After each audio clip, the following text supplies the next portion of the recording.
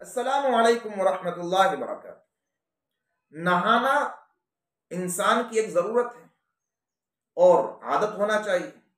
कई लोग ऐसे होते हैं जो नहाने को बोझ समझते हैं। बाज बच्चे ऐसे होते हैं कि नहाने के पैसे लेते हैं कि अम्मी 10 रुपए देंगे तो हम नहाएंगे, 20 रुपए देंगे तो हम नहाएंगे। फिर वो सौदा होता है माँ और बच्चे में। बच्चा 20 रुपए मांग रहा होता है, माँ 10 रुपए पर लाती है। वो 10 रुपए मांग रहा होता है तो माँ 5 रुपए पर लाती है। जैसे तैसे वो नहाने का सौदा होता है। बाद लोग मस्जिदों में आ जाते हैं ऐसे के पसीने की बदबू आ रही होती है, पूरा पूरा हफ्ता गुजर जाता है। उनसे पूछो कि आप कब नहाते हैं, तो वो बोलते हैं जुमे के जुमे, जुमे के जुमे, जुमे के जुमे। ऐसा लगता है जैसे अभी जुमा गया, अभी फिर वो अगले दिन जुमा है। वो 8 दिन को भी ऐसा समझते हैं कि पूरा हफ्ता गुजर गया, लेकिन उनको नहाने की तौफीक नहीं होती। अल्लाह ताला ऐसे लोगों से हिफाजत फरमाए। तो नहाना ये एक पाकीज़ा अमल है, एक बहुत सफाई सुथराई का काम है।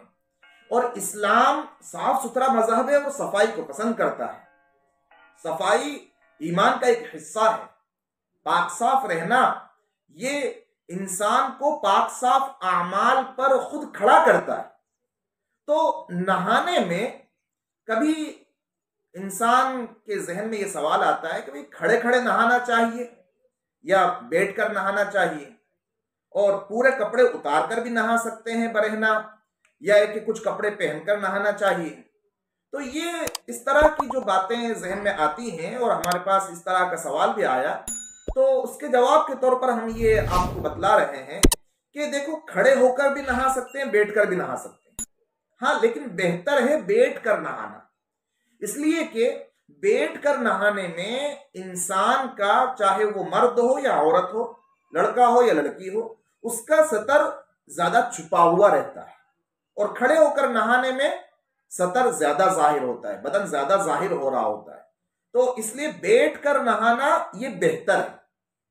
इसी तरह अगर बाथरूम पैक है, सब तरफ से दरवाजा लगा हुआ है और छत भी उसकी है, कहीं से किसी की नजर पड़ने का अंदेशा नहीं है, तो मुकम्मल तौर पर बरहना होकर पूरे कपड़े उतार कर भी इंसान नहा सकता है। हाँ, लेकिन अगर कोई अपने सतर को छुपा कर नहाए, सतर पर कोई कपड़ा डला हुआ है, कोई लुंगी डली हुई है, या जेरे जामा उसने पहना हुआ है, अंडर गारमेंट उसने पहन रखे हैं, तो ये बेहतर है, अच्छी बात है। और इसी तरीके से अगर इंसान पूरा बरहना होकर नहा रहा है, पूरे कपड़े उतार कर नहा रहा है, तो इस बात का भी ध्यान रखना चाहिए कि फिर उसका मुंह, उसका चेहरा या उसकी पीठ काबे की तरफ ना हो।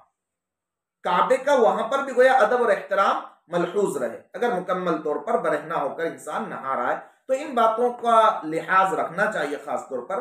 बाकी नहाने का पूरा सुन्नत और सही तरीका इंशाअल्लाह, उसके लिए हम एक नया वीडियो तैयार करेंगे पूरा, जिसमें डिटेल से हम बतलाएंगे कि नहाने का सही और सुन्नत तरीका क्या है। अस्सलामु अलैकुम वरहमतुल्लाहि वबरकातुहू।